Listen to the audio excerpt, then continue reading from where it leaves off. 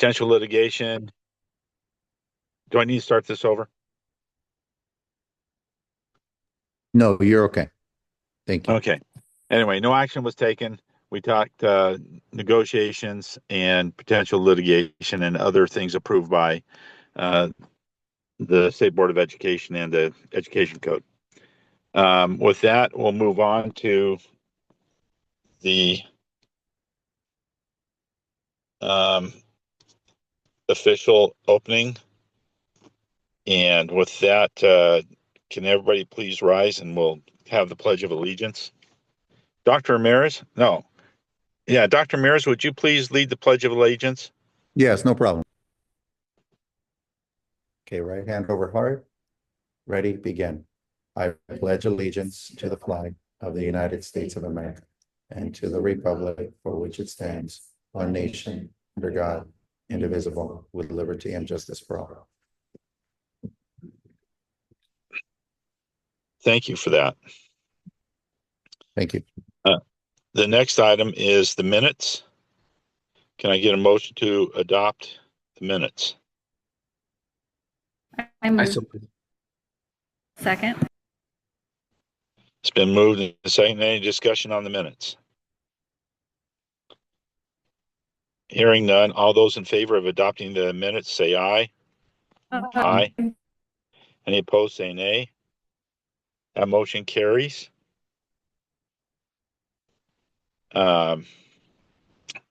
Item next is the reorganization. Our annual reorganization meeting here is about to be conducted.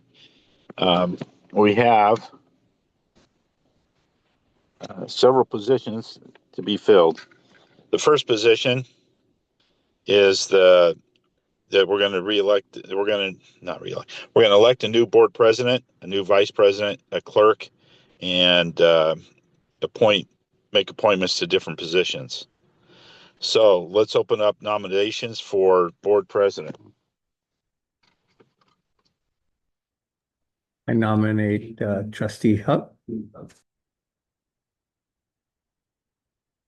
think Mr. Sullivan does a really great job. So I'm going to decline just because I work out of county and I'm really honored to be asked, but it's hard for me to get here super on time all the time.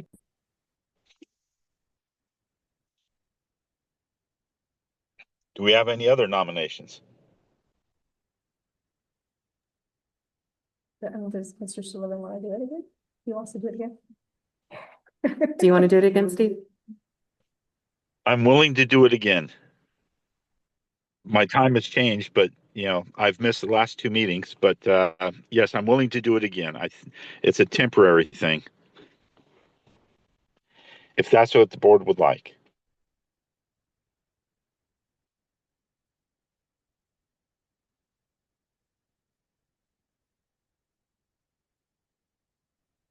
Does Trustee Romero want to be in there? I nominate Mr. Sullivan. That's kind of you. Is there a second? I'll second. Are there any other nominations? I can't see everybody there, so somebody's got to speak up. No, I think it's unanimous. Okay. Then let's put it to the vote. We'll close the nominations. All those in favor of electing Trustee Sullivan to be the board president, say aye. Aye. Aye. Okay. Any opposed? I didn't hear any. Okay. None opposed, Mr. Sullivan. Okay. If you'll record what the vote was, and I guess I'm the new president. Yes. Those open nominations. Mr. Sullivan, the vote was 5-0-0, and congratulations. Okay. Thank you. All right. Let's open nominations for board vice president. I'd like to nominate Trustee Romero, Vice President. Ms. Hupp.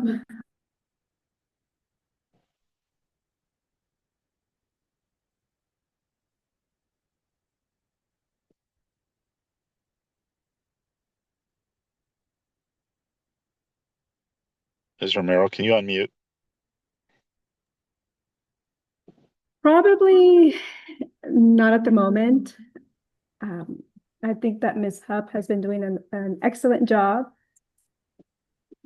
So if she would like to continue, that would be fantastic. Does anyone else want to be vice president? Are you good? Okay, I'll continue on if no one else wants it. Jean? No, you feel free. Okay. I'll accept. I'll accept. Are there any other Do we need a second or nominations? nomination? I'd second it. Oh, do we need a, yeah, thank you, can't- Dr. you can't Camby. Is there a second? Yes. Yes, I'll second it. Dr. Camby seconded Mrs. Romero's nomination. Thank you. Is there anybody else that wants to make a nomination? Hearing none, let's have a vote. All those in favor of electing Trustee Hupp to be the vice president, say aye. Aye. Any opposed, say nay. And if I can get a report, The motion would pass 5-0-0. thank you. Congratulations, Trustee Hupp. Can we get nomination for the clerk of the board?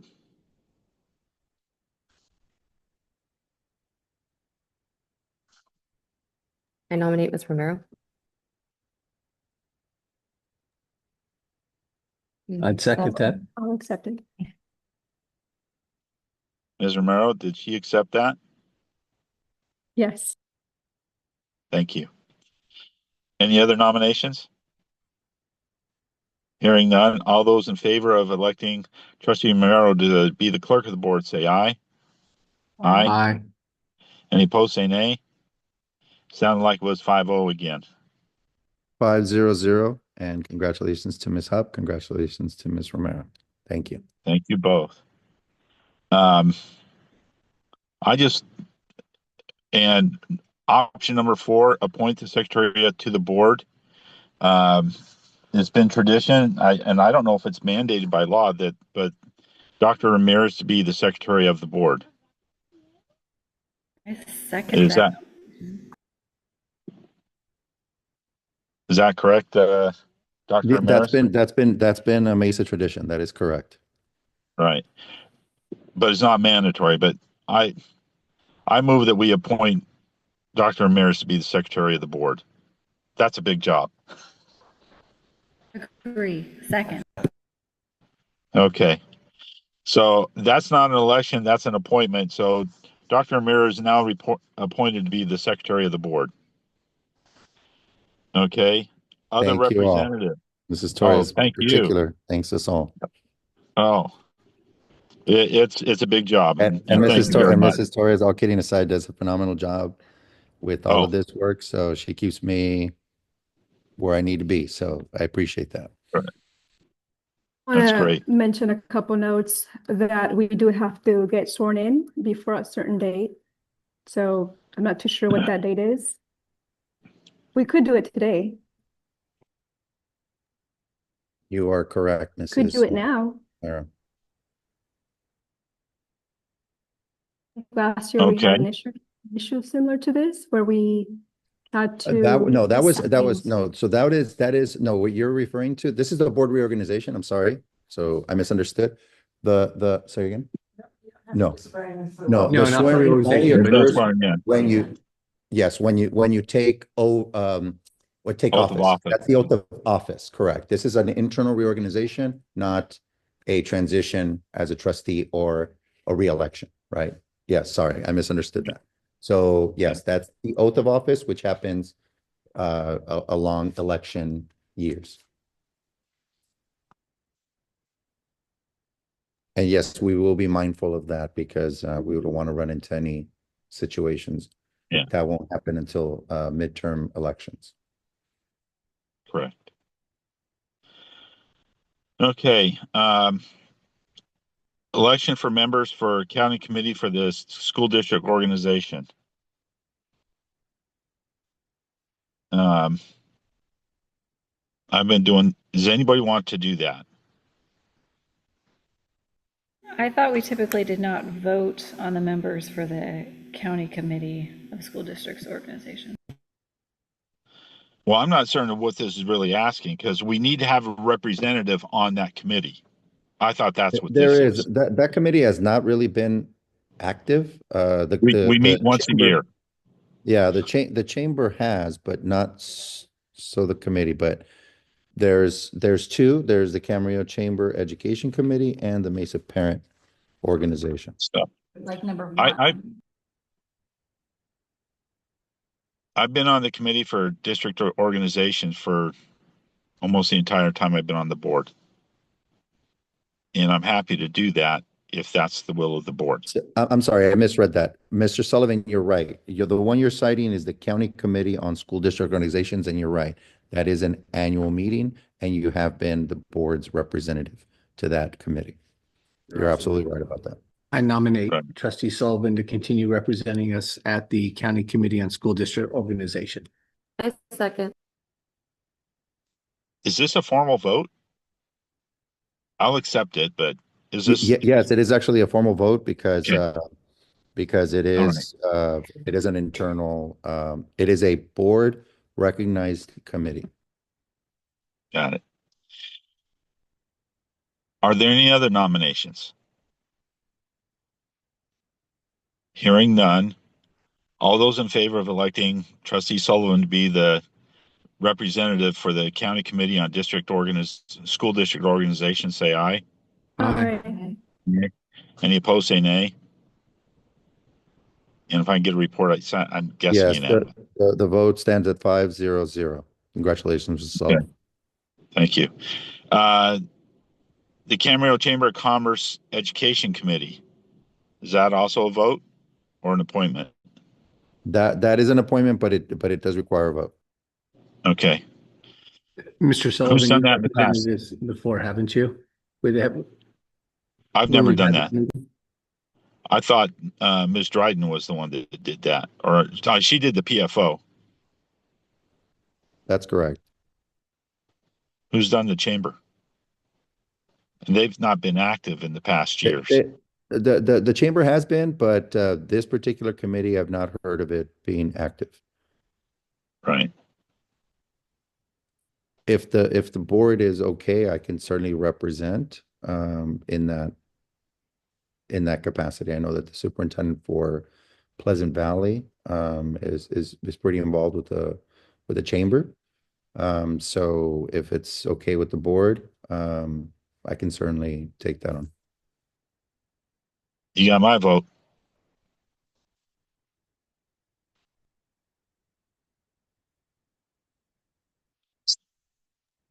You can delegate it. Somebody can nominate to have it delegated to me.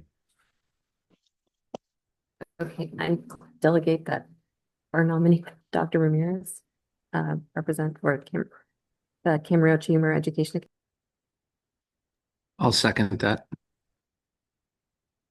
Any other nominations? Hearing none, all those in favor of electing Dr. Ramirez to be our representative for the Camarillo Chamber Education Committee, say aye. Aye. Aye. Any opposed, say nay. Hearing no opposition, I am assuming that was unanimous. Congratulations, Dr. Ramirez. Thank you Thank for you. representing us. That vote was 5-0-0. Thank you. Yeah. The Mesa Parent Organization, is that one a nomination or is it also voted on? Yeah, that one will also be voted on, so similar to the other Okay. two. So if I can get a nomination,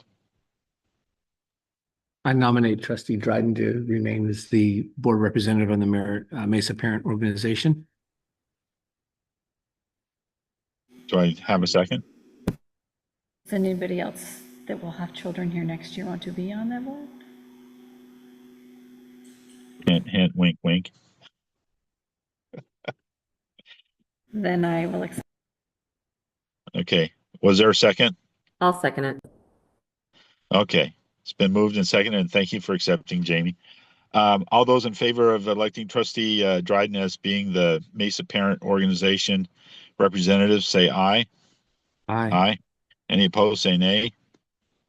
That motion carries. It sounds like unanimous. Is that correct? Yes, it's 5-0 vote, correct. All right. Thank you, Mrs. Dryden. If I could interject at this point in time, number one, to all my fellow trustees, I just want to express my great appreciation for all that you do. You make the work easy, and I appreciate what you all bring to the table. I truly, truly do. And I just wanted to express that gratitude at this point in time. Thank you. Thank you for that. With that, since I'm not present, I would like to call upon Trustee Hupp, the Vice President, if she would please conduct the remainder of the meeting.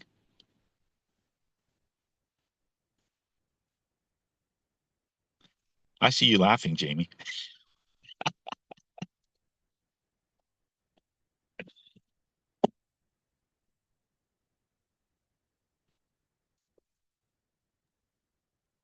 Okay, Mr. Sullivan, Ms. Hupp is up for it. Okay, good. So I'll turn that time over to her because I need to get back to work as well. So.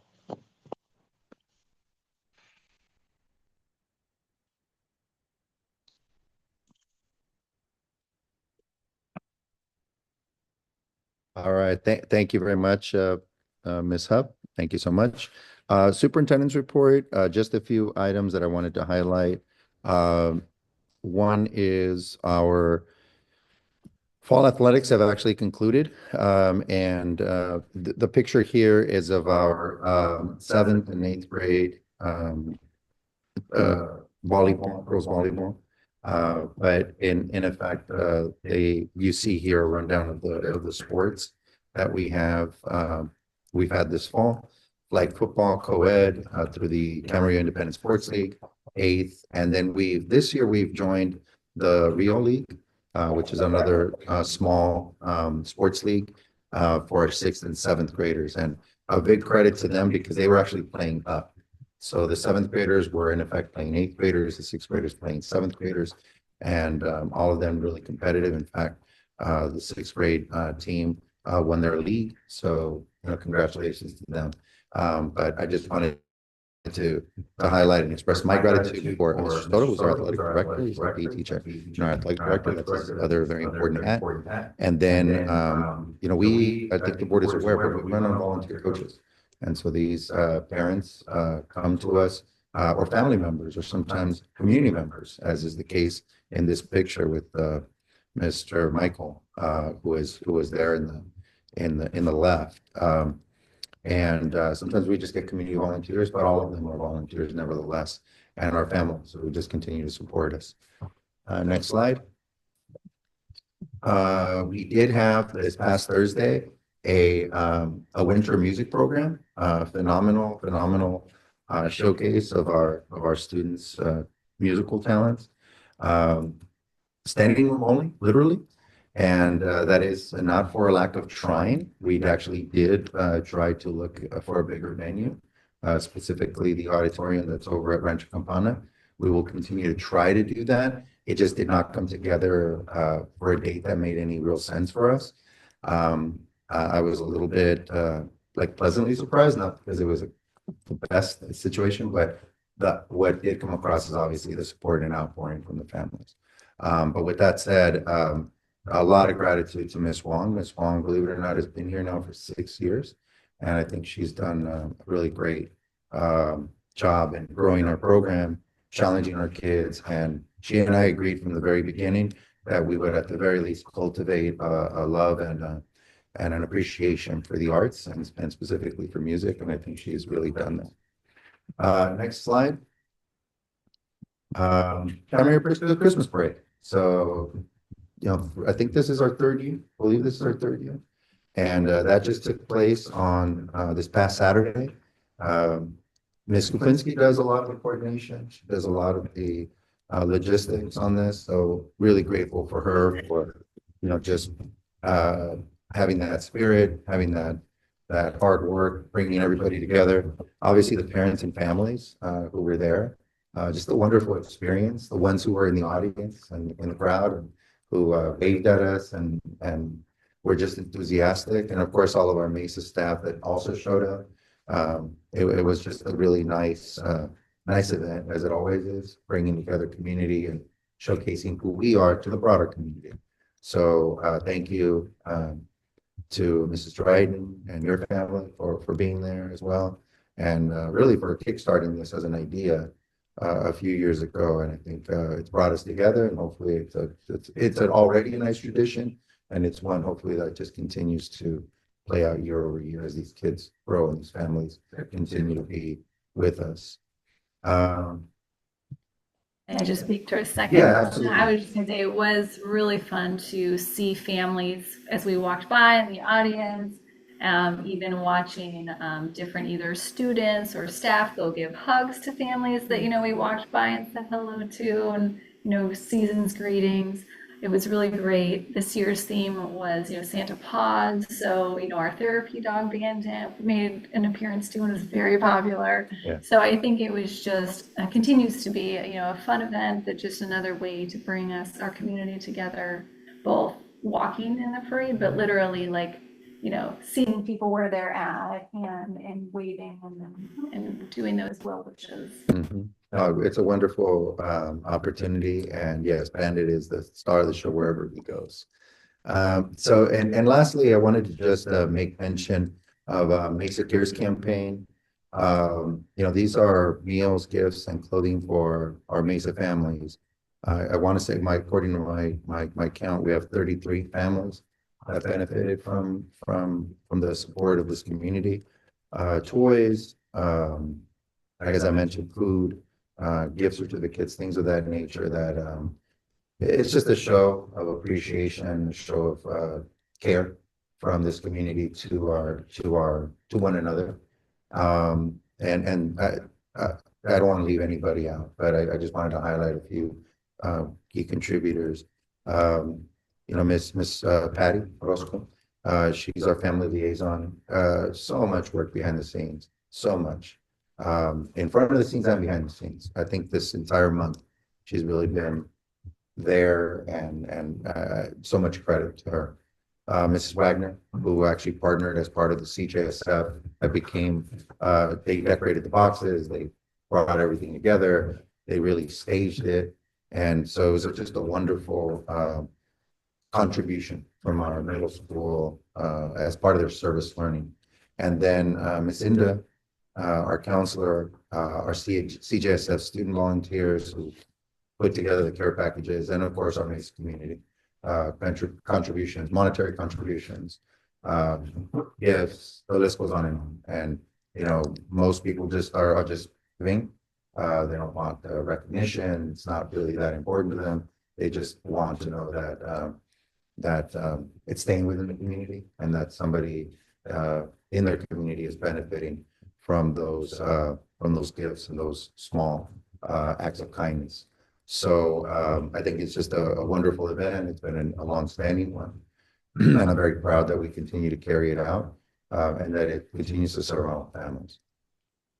So thank you to those individuals that just took so much of their time and I know their commitment to make it happen. And again, all of this credit to them because they put it together, particularly Miss Patty, who was really at the forefront. I'm just going to give another shout out, because in several of these pictures, we're seeing the cafeteria and the amazing holiday decorations. Yes. And so I know that's another thing like STEAM helped Yes. out on, for example. So there's, praises all around and much gratitude all around to all these different, programs and people. Yes, yes, a lot of celebrations and a lot of feeling of community there. And after school program, as you well know, Ms. Dryden is going to be having their potluck get together here on Thursday. So again, just opportunities to celebrate as we close out this week. So in terms of learning and engagement, wanted to just highlight a few things. Primarily, our college and career, we're trying to continue to promote learning, not just here at Mesa, but beyond. Right now, we're in the middle of planning our transition for 8th graders transitioning to high school. Every year, it's gotten earlier and earlier, and I think that's all with great intention.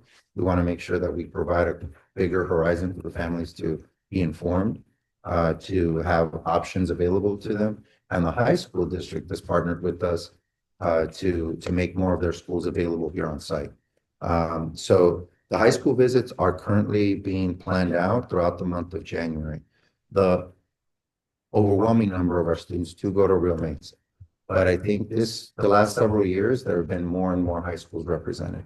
Rancho Campana, Camarillo, Oxnard, privates.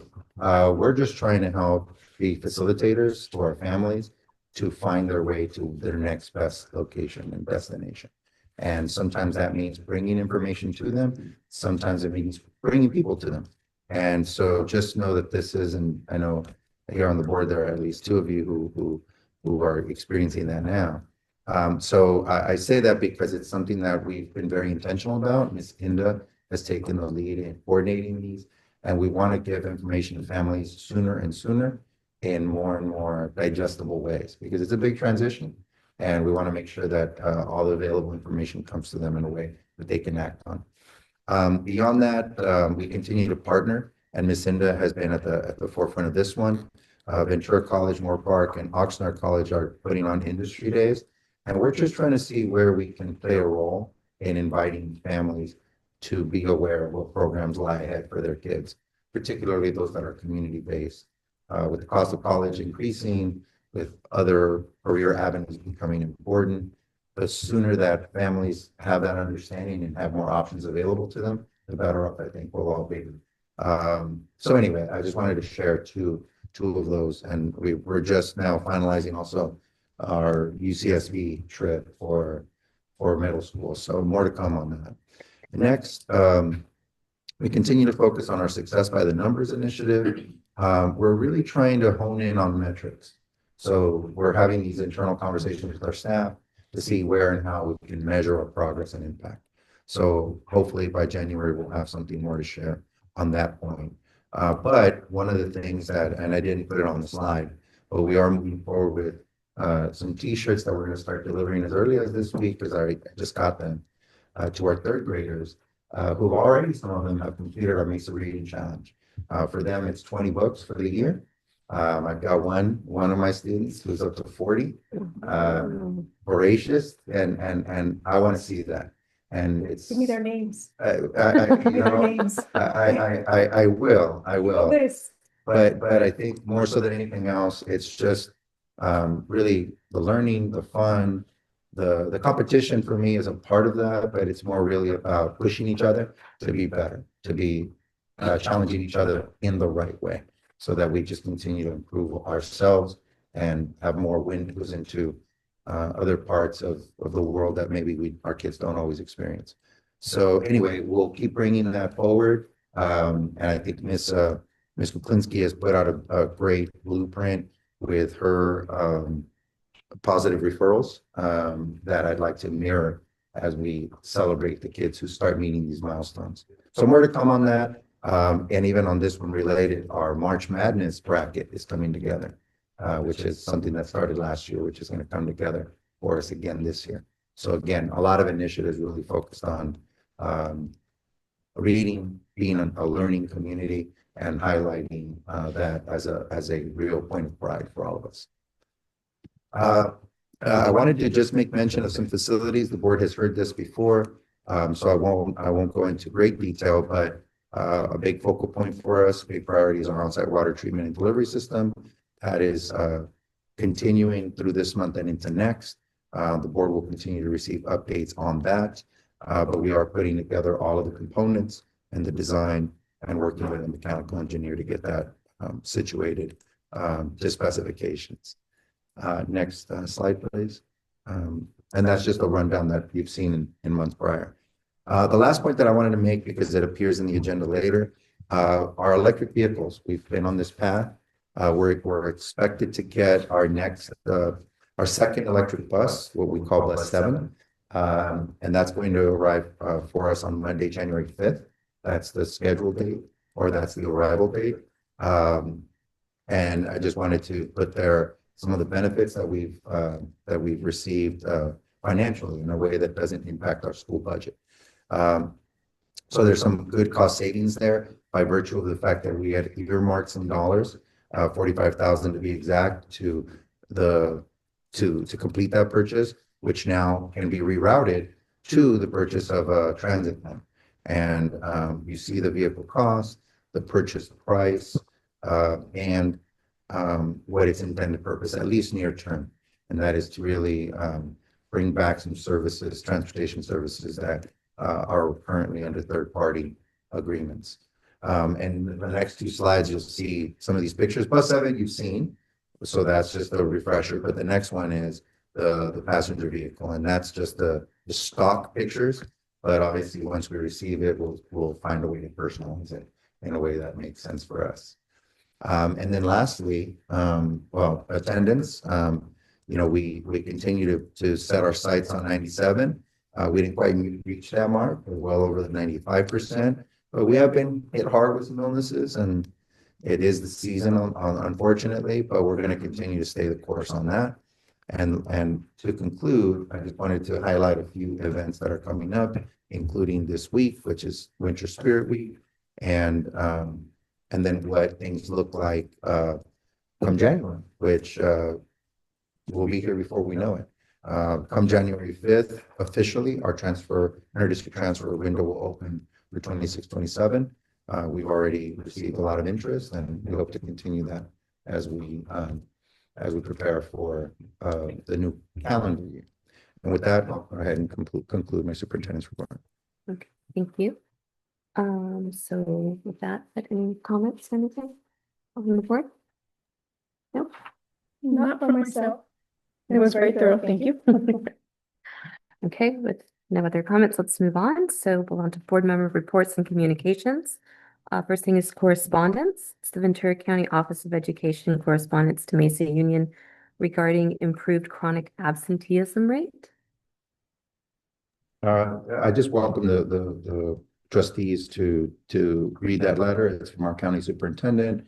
We've made good gains in terms of our attendance and diminishing the number of students that are considered chronic absentees. We know it's just self-explanatory, but I'm very proud of that effort because so many people contribute to it. And it's nice to receive that acknowledgement and share it with trustees. Well, that was significant. It was reducing it from 8 to 5% in just 1 year. So I think it is showing that we really are working with families and doing outreach and communication. So I think that speaks very highly to our administrative staff. And again, I credit Ms. Inda, I credit Ms. Klinsky, I credit our front office. They've embraced a lot of automated ways of informing so that we have multiple ways of reaching our families. And, the results are showing. So I'm very thankful for that because at the end of the day, the real winners are kids. So, and that's what we're here to do. Okay. Next, move on to any board member reports and communications. I was just reading about there's that seal of civic engagement, and I was reading how they're going to be requiring schools 6 through 12 to engage their students a little bit more in civics. And I don't know if Ms. Peterson knows whether that would also come with any funding attached to it, or if no. Okay. Yeah, there's quite a few that have kind of arisen, but funding has not been, to my knowledge, associated with that. But certainly, if it makes sense for us to acknowledge the work that we're doing, or bring it into the fold in a way that makes sense, absolutely. Whatever. Our CJSF involvement has been fantastic. I think we do CJSF, you're right, and it's because we have such fantastic club advisors. Leadership is leadership, and in that case, Mrs. Wagner and Ms. Inda do phenomenal with that cohort of kids. That's our closest cousin, if you will, to the civic engagement piece. But I'll wait to hear more about what comes down the pike from the state, and if we can acknowledge it, we certainly will. By the way, with CJSF, it's the one seal that we add to diplomas. So whatever kids can earn to recognize their efforts and bolster their achievements, we certainly will engage with them. What is the name of the seal that they get from CJSF? Is it It's just a CJSF seal, because they meet the criteria for it. And, we have, it's the only one that we officially recognize as a SASH as one. Anyone else? No? Okay, well, I have something. I did go to CSBA up in Sacramento. And I did get to meet a bunch of people from different districts and everything else. And I just wanted to say how special Mesa really is. Like talking with everybody from like up north to down south and like in the Central Valley, talking about issues and stuff like that. And our school is actually very, very special. And we have a lot of great teachers, parents, kids, and all our programs that we have. And it just hearing the differences and stuff. And I was able to say, well, ours is done, you know. So it was great to voice to our school and show off pretty much. I had to show off for us. I had to represent, and so show off and stuff. And so it was just great to hear that. And then it was so nice to hear that how our board here is how our main focus is everything is for the kids. We put all of our private, anything else aside and everything is for the kids. And it was just so people said that and it goes, really? So it was just so nice to like come back to be able to tell you guys that and just to let you know I learned a few things and I have some information that I'll give to Dr. Ramirez and you can pass it on however he likes. But yeah, it was great just to see how great our school, has come along and it's always been, so from being here. So It's a nice highlight. Yeah. Thank so you. it was very nice. Okay, any board members' interest and concerns? No? Okay. Then with that, we'll move on to the consent agenda. May I please have a motion to approve the consent agenda? To move, approve the consent agenda as presented. Okay, second. and do we have any discussion with regards to that? No? Questions, discussions, nothing? No. We're good? Okay, if no discussions or any other further comment, let's take a vote. All in favor? Aye. Aye. All opposed? None? Okay, motion carries. Okay, so we'll move on to, I get lost here, guys. Sorry, bear with me. There's, what is it? 12, there we go. Action, sorry. Looking through. Show me the money. Okay, action items. Let's move on to business services. So, Which movie is that? Jerry Maguire. Jerry Maguire. There you go. Good evening, members of the board. I'm pleased to present, hopefully will be my last first interim for Mesa Union School District at Dr. Ramirez. I am planning to retire in June, so I'm looking forward to that. Although it's Mesa. Great. I will miss working with the smalls. It's been a highlight of my career to be able to work with the smalls. So moving forward, as we look to the differences from budget adoption to current, I'm excited to say that Mesa has 21 more students than we planned at budget adoption. That has made a tremendous 21. Yeah, 21 more students. We had 612 students now. We had projected a budget adoption of 591. So that helps us as we move forward. If we look to 26, 27, we're estimating we'll have 23 more students. And then in 27, 28, we'll have 19 more students than what we projected for the same period of time at budget adoption. That translates to. But then also that pretty soon we decrease their overall, more than anticipated, but a decline in our enrollment. Well, actually, this year we were higher than we have been for several years. But we do anticipate 27, 28 as those upper grades graduate out, the backfilling with smaller cohorts.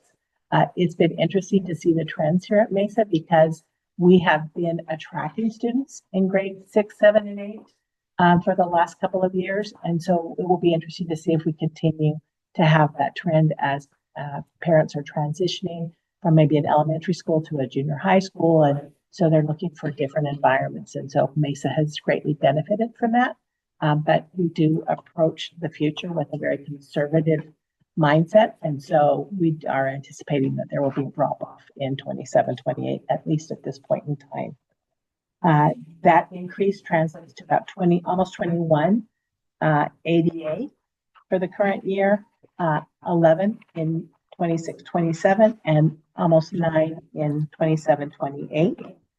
However, for funded ADA, that translates to about 17 because of how the funding structure works. We're funded at current year, prior year, or an average of prior year, 3 prior years. And so it worked out that we're 17 higher than what we had anticipated at budget adoption for funded ADA.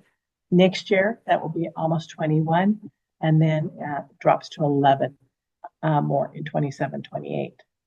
Our unduplicate pupil count is down almost by 1% as compared to prior years. And then that continues to decline in 26-27 and 27-28. And that does have a negative impact on those dollars just because the supplemental piece is compounding. And anytime you lose a percentage, it does impact negatively your LCFF funding. Our LCFF revenue is $292,000 higher in the current year than we anticipated at budget adoption, $309,000 higher in 26-27, and $174,000 in 27-28. And those increases did allow us to settle early at the bargaining table, and we've repositioned ourselves much better among other districts in the county, and so that was very, very helpful to have those additional revenues to allow Mesa to do that. When we look to our revenue, LCFF still constitutes about 74%. Federal revenue is only 4%. State revenue is 9%. We did receive some one-time funding this year, and that's predominantly discretionary, but there's still some strings attached with that. And then local revenues, $1,255,000, and that constitutes 13%. And that actually represents the biggest portion of that is the AB 602 funding, which is a part of special education funding that comes from the state. And Mesa receives not only Mesa's dollars, but both valleys as well. And so that's recognized in that. And then we pass it through as an expense on the expenditure side. When we look to certificated salaries are about 39% for certificated salaries. For certificated salaries, 11% for classified, and 19% for employee benefits. So actually our percentage grew this year. We're now at 69% of the total budget for salaries, which bodes well, especially as we look at the CEA forms that we always evaluate at unaudited actual. So that's very helpful as well. Books and supplies constitute about 6% of the budget. Services and other operating expenses are 14%. We have some small amount of capital outlay, and that was spending down one-time kitchen grant funds that we recognize.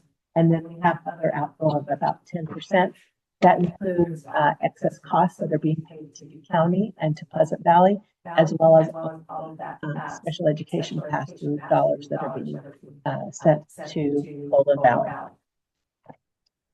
When we look at our unrestricted funds, in the current year, we have projected deficits spending that plan again with large settlement that we were able to come to with the teachers. It did impact some deficit spending, but that was planned. And so we had deficit spending of $366,000 this year with a projected ending fund balance of $720,000, which allows us to still have about a 7% reserve, which is higher than what is statutorily required. And then in 26-27, that deficit spending drops to $25,000. And that's just because of the shifting of the revenue with LCFF. And then we are anticipating one retirement. And because of the changes in enrollment and cohorts, we don't anticipate needing to replace that teacher. So there's some cost savings, which allows us to have much less amount in deficit spending. And then 27 and 28, it goes back up to $126,000. And then we do see that our reserves drop just below 6% at that point in time. But that gives us some time to plan. Whether it's on staffing side or maybe books and supplies or other areas of the budget. But as you all know, I'm extremely conservative as I look at those out years. And so I've always project higher than what really actually happens. When we look at our other funds, we have an $827,000 fund balance in the cafeteria. We have presented a spending plan of about $520,000 to the state because we can only carry over, when we close the books, we can only have 6 months of cash on hand. And so we exceeded that. And so we have to come up with a spending plan. And so we're working in developing a plan to install a generator, which will be, it's an item that is approved by the state cafeteria funds. And so that will help us weather some of the emergency power shutoffs, those types of things. We also have included some cafeteria improvements and which allow us to spend down those funds and be in compliance. So I'll no longer get the threatening letters that I receive on a regular basis. Deferred maintenance, we have about $198,000 in our pupil transportation equipment. Currently, we're estimating we'll have an ending fund balance of $30,000. When I come back at second interim, that will be actually about $45,000 higher because we'll release the encumbrance that is attached to the bus. This had already been prepared prior to receiving the final estimate for that. So we'll have about $75,000 in the pupil transportation fund. And when you consider we have an almost entirely new fleet, we have a newer diesel bus and then the 2 electric buses, that positions Mesa quite well going forward because a bus does have a lifespan of about 15 to 20 years. So that's helpful, especially as we're continually being cautioned at the state level that there's concerns about revenues at the state level, not on the Prop 98 side, but other portions of the budget. And so many times when they're not able to meet the needs, historically, I've seen in my career where the education budget sometimes gets raided. And so hopefully, as we move forward, that won't happen. But we are prepared because we have set aside some other reserves. In Fund 17, we have about $62,000 in the technology fund. We have about $13,000 on the equipment side. And then in our building fund, we still have $2.2 million. And that's after the playground improvements that have been completed. Is it 2.2? Pardon? 2.2? About 2.2, yes. And then in our capital facilities developer fee fund, we have about $127,000 that can also be used for growth. And then still have that county school facilities hardship monies of about $65,000.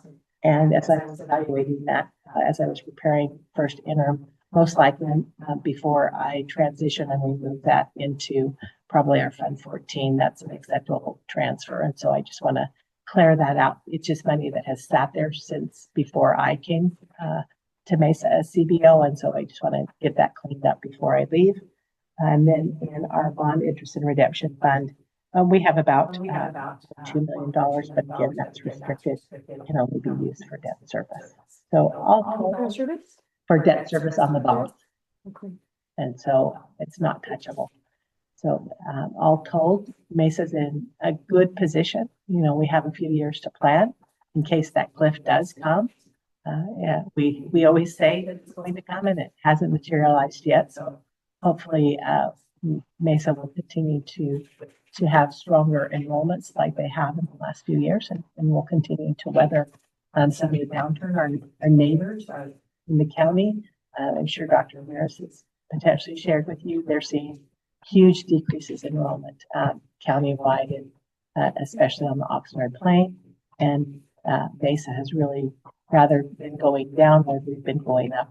So that's really good for a district, especially in these difficult times where there's not as much money flowing as there once was. And so it's just a cycle of educational funding. Any questions? Is your replacement going to have your same philosophy? Being conservative? Yeah. That would be my expectation. I am of the belief that you should always underestimate revenues and overestimate expenditures, and then things come out better in the end. It's better to have too much money than not enough. So I think that's one of the things that the board will look for as they look for placement. I know that's something that I have been drilling into the staff at BSA. So they all believe, have the same philosophy around budgeting. We budget the same way for the charters as we do for the districts. With regards to the 69% in salary, that's the number you said, right? So does that make the waiver issue moot? Every year is something that we look at when we close the books, but it helps position us better as we go to close the books, that we're not having that concern. Because the threshold for the waiver is 60%? It's 65%. 65. Because we're, and that's off the top of my head. It's different for a unified district versus a high school district versus an elementary district. It's actually higher for us than it would For be a elementary high school. districts than it is for a high school or unified.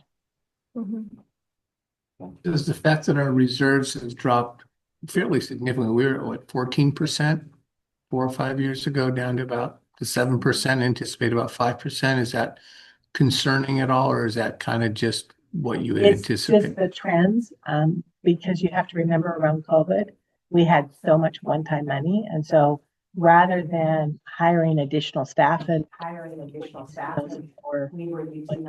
for ongoing expenditures, rather than increasing expenditures in other areas, which helped us build those reserves.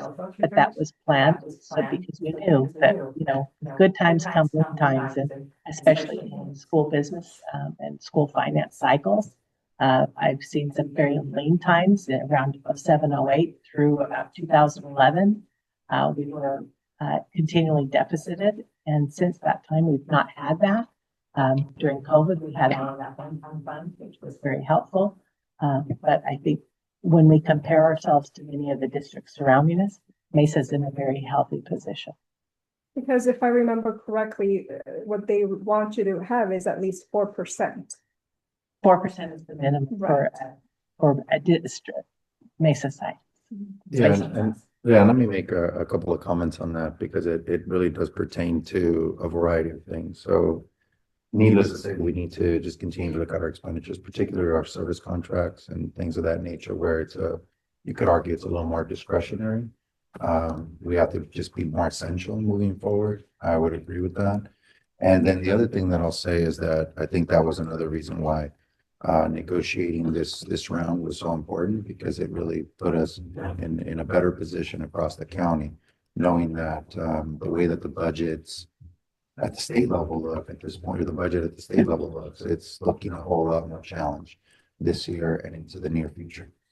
So to come back to your question about the reserves, that's concerning, but bear in mind there are other ways in which we have to look at the budget as a whole, even some of the restricted funds, right, where we can be very strategic with those.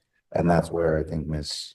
Peterson's knowledge will particularly be missed, because of the strategic nature of the way in which we've made investments. So as we move forward, the philosophy is something that those of us who are superintendents of small school districts, we understand the volatility that exists within a smaller budget.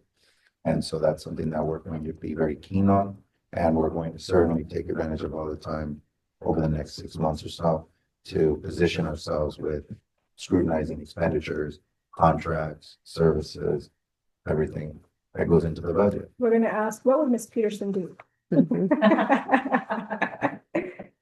Going back to the bond, the 2.2, is that before or after the trenching water work that we're doing? That includes that, because we've issued the purchase order for that. So that's after that. So, Okay. And really, when you think about how we manage those funds and maximize their use, since I've been here, we have new roofs. We have an HVAC system that Mesa never had prior, except for the NPR. We have a brand new well. We have a new playground. We have brand new windows. I think we've done an extraordinary amount and manage those funds quite well to be able to accomplish all of those things and still to have that remain balance. When you look from an infrastructure perspective, Mesa is in good shape at this point in time. There's always ongoing maintenance, and Dr. Ramirez is really good about watching that and making sure that we address things as they occur rather than waiting until they become much more severe in nature. And so I think, and we have a newer septic system. So as a whole, and we have new buses. So I think we really are, Mesa's positioned well, even though we have smaller reserves. When you look at everything that we've done, I think Mesa's in really good position, especially when we compare ourselves to others.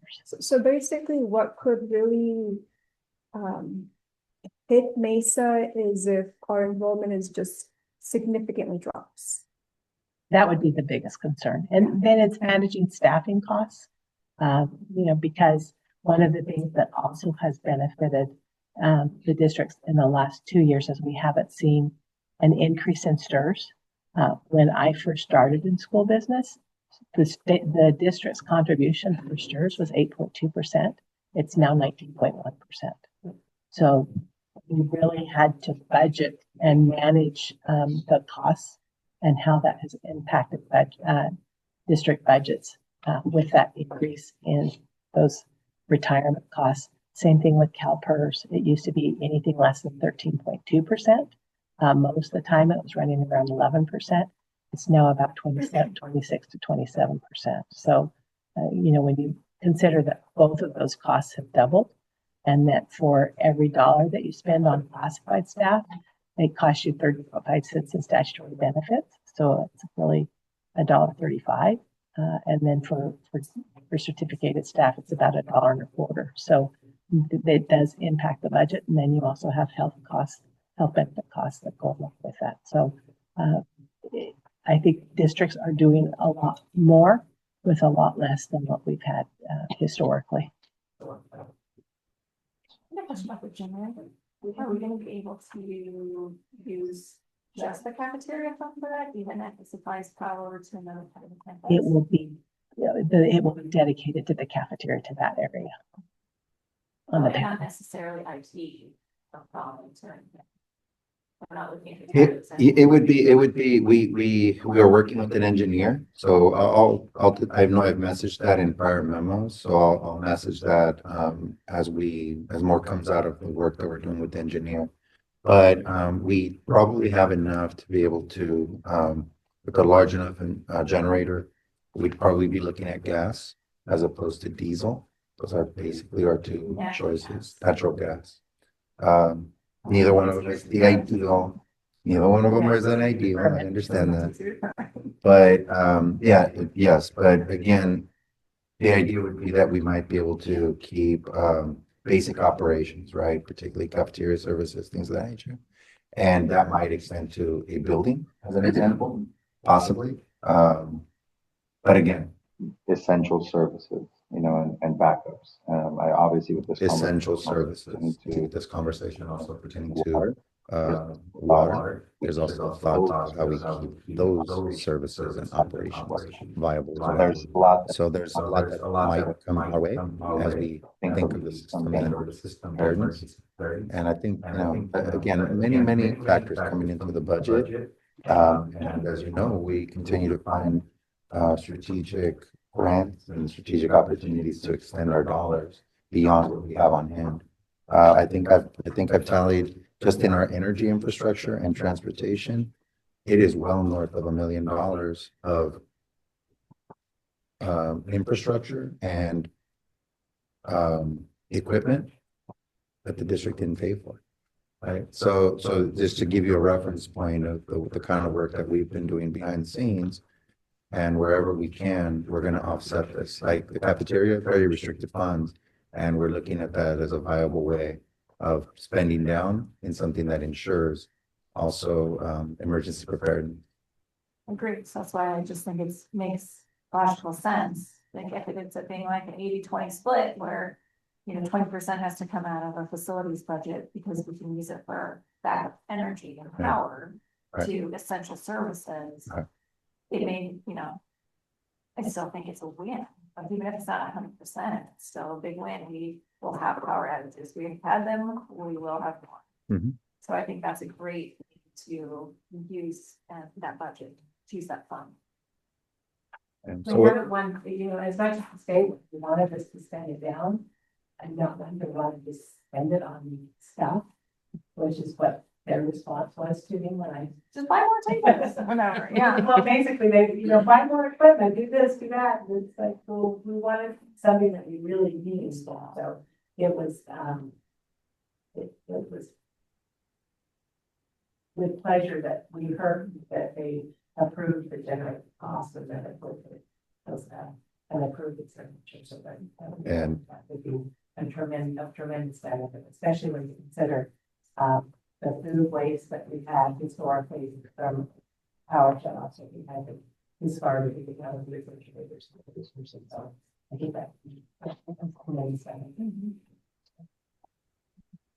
One last question, about, a year or so ago, we talked about applying for some matching funds for some of the construction projects that we have done. Do we ever hear back, will we ever approve for that? That's still pending. There's an order, for reimbursement from organization funds. They're still working through, Proposition 2 and how all of those monies are going to be used.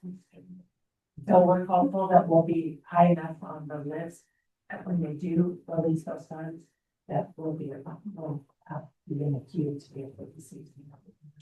And that was a pretty large substantial amount. Yeah. it's about 1.8. Yeah. Mhm. It's about 1.8 million, and I think it's a $2+ billion bond. 700 million of that, which was key, 700 million of that was earmarked for small school districts. So that's the first time that a set aside had been developed specifically for school districts. So, but unfortunately, the bureaucracy grinds really slow, and we've not heard one way or the other, but that is something that's certainly on our radar, because as we talk about future projects associated with the bond, we're going to have to talk also about portable replacement, right? How do we replace these older buildings that aren't really, it wouldn't be wise to invest a whole lot of money into in exchange for permanent buildings that maybe are more cost effective. So that's many of the conversations that we have to have, but we'll have to in the near future. Are there any other reimbursement or any other grant funds that we're potentially watching or anything like that? Yeah, Proposition 2 is the primary one, and we've really positioned ourselves well with the deferred maintenance plan that we put into place last year, the year before. Because you have to have a complete current plan. Excuse me.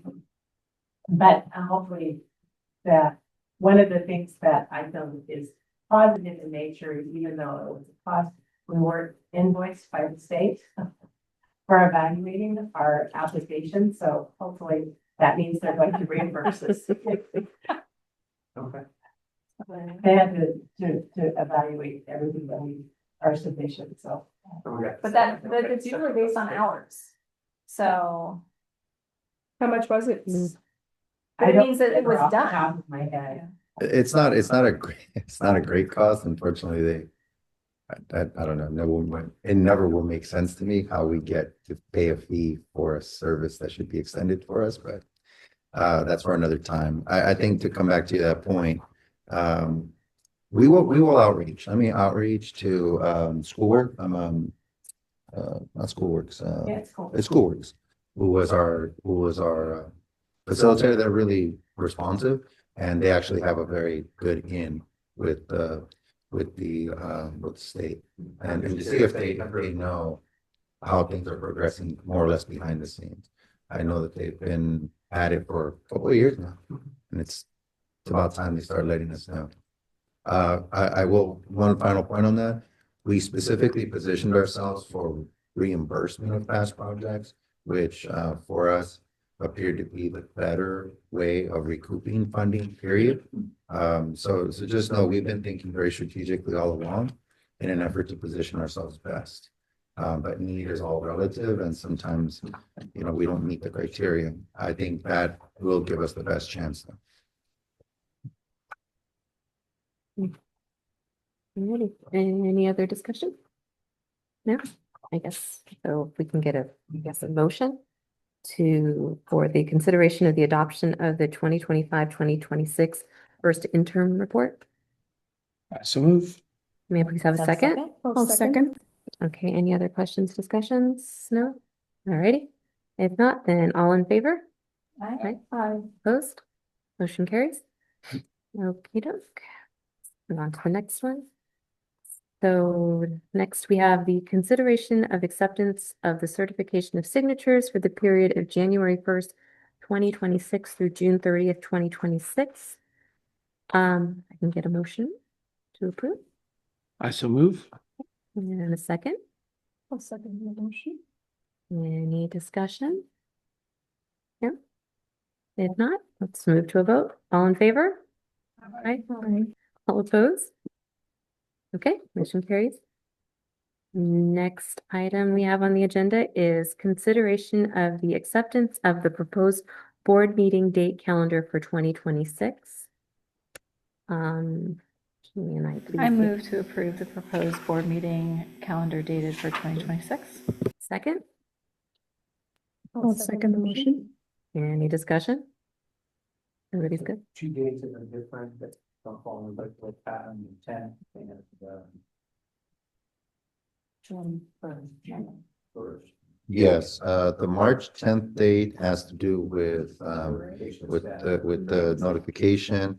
And then also the first is because our calendar actually is shorter this year, this academic year, than it had by a week. So ordinarily we'd be off the second week of June, but this time it'll be on the first, and that conflicts with SOMAS.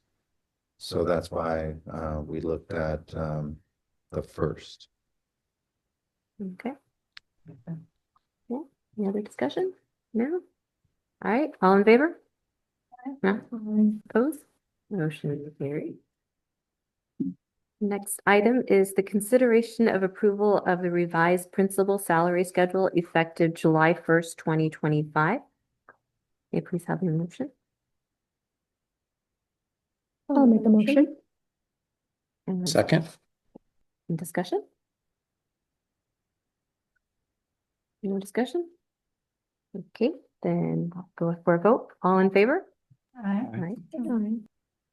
Opposed? No. Okay, motion carries. Next item we have is consideration of approval of the revised classified confidential monthly salary schedule effective July 1st, 2025. May I please have a motion? I so move. Second. Any questions or discussion? Okay, with that, all in favor? Okay, motion carries. Okay, the next item we have is consideration of approval of the purchase from Model 1 Commercial Vehicles, Inc. for the purchase of an electric transit van. And So move. okay, Second. and any commentary, discussion, questions? I do have one question looking at the picture. This doesn't need to be wheelchair accessible at all? That's a great question. We don't. I opted for something with a little bit more passenger capacity. I would like to, and I'll sunshine it here, consider a future purchase where a wheelchair lift is involved. We've not had the need for that kind of service in the last 6 years that I've been here. But of course, when you have the need, you just have it. And I think it is important for us to have a vehicle position. It was really a deliberation of capacity, immediate need versus future-proofing ourselves. So I think that there could be in the near future another vehicle purchase with a lift, especially if we're going in opposite directions geographically at the same concurrent time. But for now, no, that'll be something a little further down the road. Anyone else? I guess I just had a question about the process, because it seemed when I was reading through the agreement that there was this whole bid process through like the Central Valley. So if you just explain that process. Yeah, it's considered a piggyback bid. I think Mrs. Peterson can certainly elaborate a whole lot more. So actually, I'll have her just give you a sense of what a piggyback bid is. So we had a bid limit or that we could use per vendor. And because of the uncertainty of whether or not or how soon we might purchase a second van, we requested that they had to be the piggyback instrument. And it means that another district or public agency has gone out to bid. And as part of that bidding, they have allowed other districts to use that instrument in future purchases. And so we like to reference that as part of that purpose, so that it helps insulate us in case in the future we might use this particular vendor again, especially within the same fiscal year. So anytime that instrument is available, we like to do something like that. As an example, we used it for furniture purchases because we knew that it was going to be staggered in amounts that weren't quite clear. And this allows us some flexibility. And then just to confirm, you do not need a commercial driver's license to drive this vehicle. Correct. A commercial driver can drive it and certainly could drive it, so it helps us there as well. But no, it's not necessary.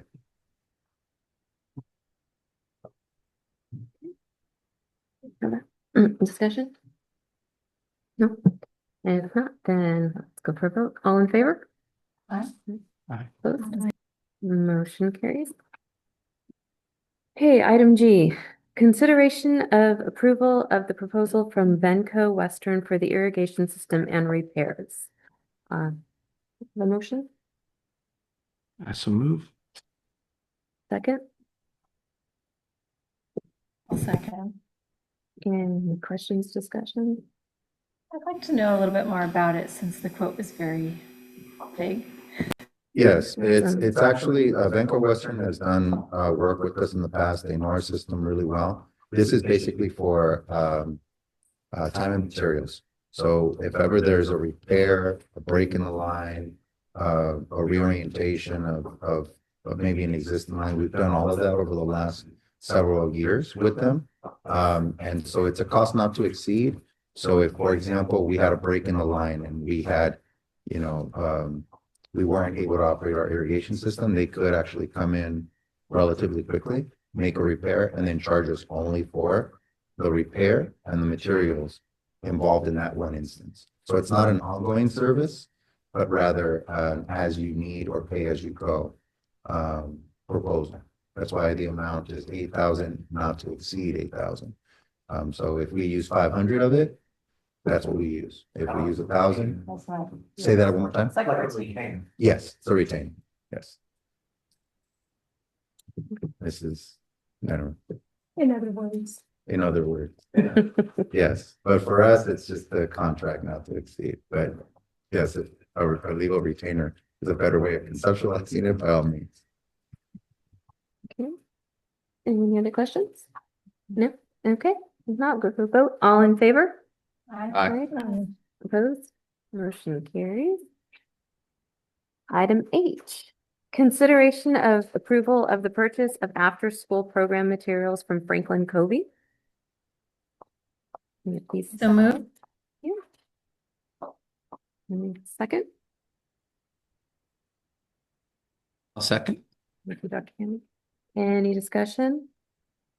Go ahead, Mrs. Dryden. I was just gonna say, because I asked about it earlier, but I just wanted to make sure that this program and curriculum has been kind of vetted or discussed with our current student advisor, so we know that there's, engagement and buy-in.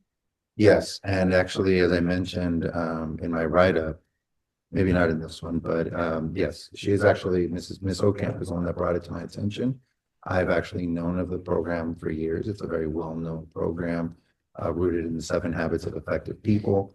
That has been now more or less off of that framework translated for school-age children. We've always attempted to provide leadership opportunities within our program, but those have been more situational and event-based. This is really an attempt to bring it across the board to all age bands. And so it took us a while, to kind of negotiate some pricing and make sure that it was the right fit. But given the size of our program and what we want to accomplish with it, finding reliable sources of curricula that we can combine and bring together, it really has been our philosophy now for a number of years.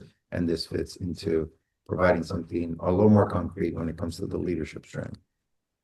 So one question on that, when you say there's a program of our size, how many students are we talking about here? We have a little bit under 100 students total in our program, and we only have one school, right? So it's a very small, finite number of staff. And to ask them to produce, curate, deliver content to kids daily with all the moving parts and the shortened time is just not viable for us. So we want curated materials that are ideally high quality, that allow us to be able to utilize them strategically.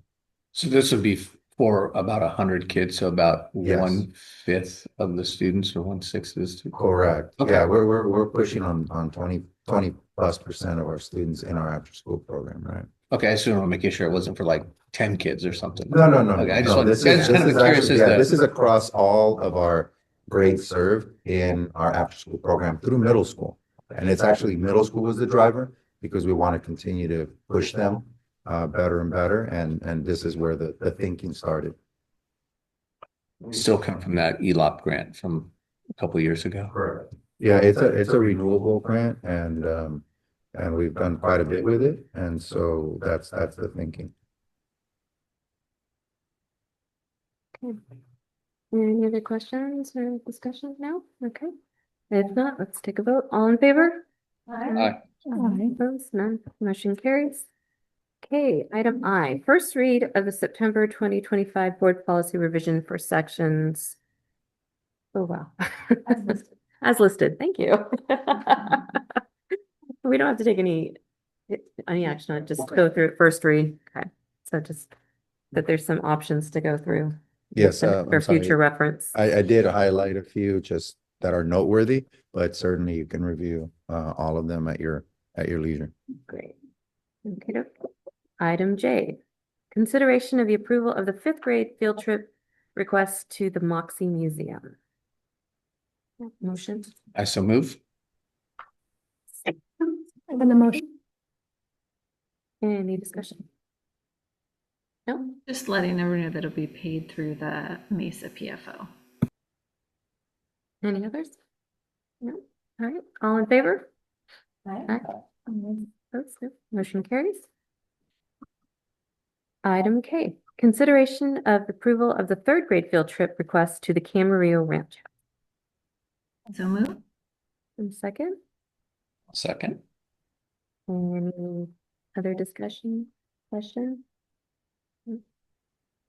No, not, let's vote. All in favor? Aye. Opposed? Motion carries. Okay, then we have items for future consideration will be the 2025-2026 school accountability report card, the SARC, the LCAP mid-year report, and our future meeting will be Tuesday, January 20, 2026 at 6 p.m. here. And you guys, happy holidays. Likewise. And see you guys next year. And then we're adjourning at 8:20.